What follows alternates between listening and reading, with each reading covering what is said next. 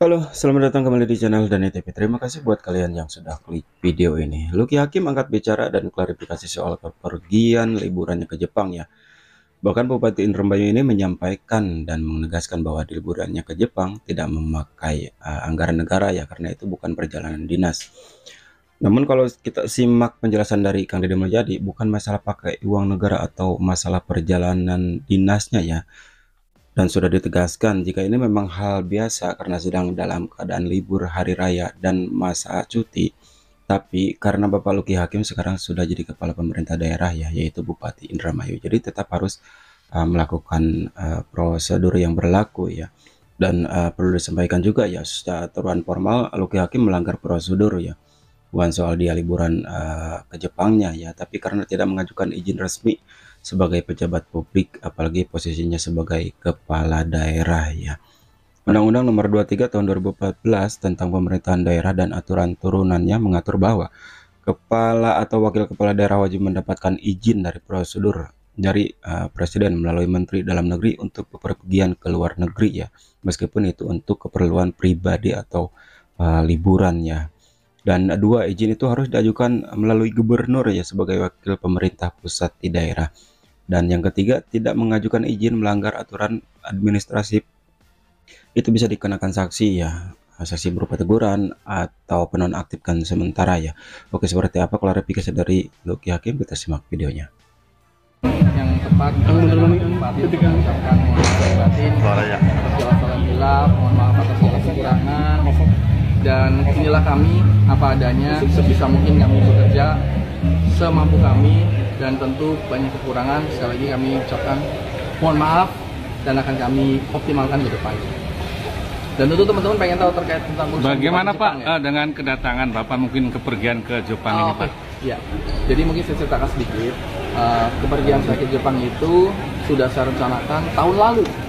Bahkan tahun lalu ketika masa kampanye itu saya udah bersama keluarga, karena pas kampanye itu kan memang saya tuh setiap hari pergi, itu nggak pernah ke rumah, nggak pernah sama anak, nggak pernah sama keluarga. Jadi saya bilang nanti setelah terpilih, nanti mau cuti pergi ke luar negeri. Terus saya beli tiket tuh bulan Desember, nanti saya bisa tunjukkan bukti-buktinya. Saya beli tiket bulan Desember setelah pilkada, belum dilantik sudah beli tiketnya dari tanggal 2 sampai tanggal 12, tanggal 11, karena bayangan saya anak-anak sekolah itu kan tanggal 14 gitu. Ya sudah, terus pelantikan dan lain-lain semuanya. Nah, pas sudah menjelang keberangkatan itu pas puasa awal, saya sempat meminta staf saya untuk bikin surat izin buat luar negeri, karena saya lihat ada hari kerja yang bakalan kena tuh tanggal 8, 9, 10. Bayangan saya itu 3 hari tuh saya mau izin 3 hari gitu. Nah, pas di situ tertolak izinnya karena sudah di bawah 14 hari kerja. Saya bilang, loh kan masih lama. Oh enggak Pak, bukan masalah lama harinya, tapi lama hari kerjanya. Oh berarti hari kerjanya. Oh ya udah kalau gitu saya ubah saja tiket saya. Pulangnya saya buat tanggal 6 malam.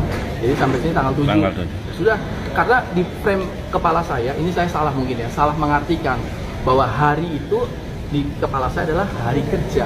Gitu. Karena buktinya ketika kita masukkan izin tidak bisa di bawah 14 hari kerja, padahal masih ada lebih dari sekitar 17 hari kalau nggak salah. Tapi definisi hari di mata aplikasi itu adalah hari kerja. Jadi saya berasumsi, oh yang nggak boleh itu hari kerja. Ya sudah, saya majukan pulangnya tanggal 6, jadi tanggal 7 sudah sampai, maka tanggal 8 saya sudah bisa kerja seperti hari ini nih. Di bayangan saya tidak ada masalah. Lalu tentang surat edaran, malahan saya baru tahu setelah kemarin saya di Jepang, ada katanya ada surat edaran nggak boleh pergi hari lebaran. Ini mungkin saya yang salah, karena saya mungkin tidak aware ya, karena saya nggak lihat ada surat edaran yang nggak boleh pergi di hari lebaran. Tapi memang hari lebaran kan saya pasti di sini, masih patroli Pak Wabub juga keliling-keliling, besoknya juga masih gitu. Dan ketika pergi pun kita teleponan sama Pak Wabub ini luar biasa orang ini, sangat teliti, sama bilang, Pak Bupati nanti kalau pergi jangan sampai ada kekosongan kepemimpinan. Oh iya siap Pak Wabub, saya serahkan all out semua untuk Pak Wagub selama saya pergi, pendelegasian. Jadi bukan cuma ngomong tapi pendelegasian gitu. Jadi ya bayangan saya semuanya baik-baik saja. Ternyata pas saya pergi di sana, persepsi saya tentang hari itu salah. Maka dari itu saya langsung menghubungi Pak Gubernur, terus terjadi percakapan. Ya saya harus menjelaskan juga ke kementerian. Maka hari ini saya akan ke Kementerian Dalam Negeri untuk memberi penjelasan, klarifikasi. Apakah saya salah? Saya merasa salah karena saya salah dalam mengartikan hari itu adalah hari kerja.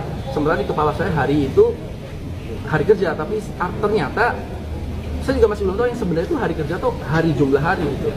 Karena kan ada pasal di Undang-Undang Nomor 23 itu di bawahnya ada tuh. Jadi nggak boleh pergi ke luar negeri dan tidak boleh 7 hari berturut-turut. 7 hari. Kalau 7 hari nggak ada di tempat, itu bisa kena sanksi apa tuh? Diberikan sanksi tertulis. Terus apalagi kalau misalnya 1 bulan. Jadi definisi saya itu hari kerja. Ya saya sebenarnya cuma salah persepsi. Itu salah. Harusnya saya lebih cerdas gitu. Maka dari itu saya mau datang ke Kemendagri di sini. Pak, dalam sistem informasi Pak. Surat edaran itu Bapak memang tidak tahu Pak? Saya nggak tahu. Surat edaran itu sudah beredar tidak tahu? Saya nggak tahu. Jadi saya juga salah tuh, dua jadi salah saya. Salah penafsiran hari sama salah tidak matanya nggak jelalatan nanya kiri kanan, karena saya nggak mendapat ngeh mungkin ya, karena bertumpuknya surat itu kan satu hari itu bertumpuk banyak banget. Saya belah setengah, terus saya ambil sedikit, jadi kurang lebih 40% surat-surat itu saya kasih ke beliau. Beliau ini udah keliling-keliling kemana-mana. Jadi saya janjian gini, Pak Wagub, saya jaga kandang, Pak Wagub yang keliling-keliling. Jadi Pak Wagub keliling-keliling, saya jaga di sini, bukan dari saya nganggur nggak juga. Sebenarnya kerja juga sama-sama, tapi beliau mungkin lebih capek karena beliau ke lapangan lebih panas. Saya udah mulai putih nih, beliau semakin hitam. Artinya, iya, artinya tapi beliau menikmati. Maksud saya, surat itu banyak. Bisa jadi saya nggak ada surat itu, tapi sampai saat ini saya minta staff saya untuk nyari juga belum ketemu surat edaran itu. Tapi saya yang salah. Pak Bupati, apa tidak ada advice dari Pak Sekda terkait dengan keberangkatan Bapak ke Jepang? Ada masukan dari beliau adalah bahwa Pak nggak bisa karena sudah apa tuh istilahnya Pak, 14 hari kerja ya. 14 hari kerjanya sudah dilampaui. Nah, saya juga ya sudah. Mungkin saya salah juga nih. Kenapa saya nggak berdebat sama beliau? Bayangan saya kalau 14 hari kerja, ya udah kalau gitu mendingan saya pulangnya lebih awal sehingga tidak hari yang saya bolos, karena saya nggak bolos, nggak ada hari yang saya bolos gitu loh. Itu seperti itu. Terkait sanksi Pak? Nah, sanksi saya kan belum tahu ya. Kalau memang saya dinyatakan salah oleh entitas apa yang terkait ya, kan itu di sini kan mungkin Kemendagri ada inspektor. Intinya kalau memang itu saya salah sebagai percontohan, ya saya siap menerima apapun konsekuensinya. Tapi saya ingin menjelaskan bahwa saya tidak bermaksud seperti itu. Tapi selebihnya saya harus menanggung semua perbuatan, ada konsekuensinya. Pak, dalam sistem informasi kan 25 Pak.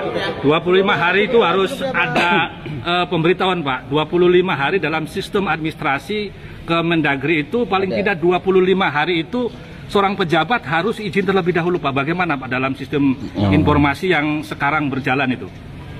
Gimana maaf? Enggak, dalam sistem informasi itu ada 20. Oke guys, seperti itu ya klarifikasi dari Bupati Indramayu Luki Hakim. Dia menyampaikan apapun konsekuensinya yang diperbuat tetap akan menerimanya. Namun sebelumnya mungkin dia akan menjelaskan terlebih dahulu ya seperti apa kronologi sebenarnya dan apapun yang dihadapi sama Luki Hakim, semoga cepat selesai. Nantikan video selanjutnya di Next Reaction. Bye bye.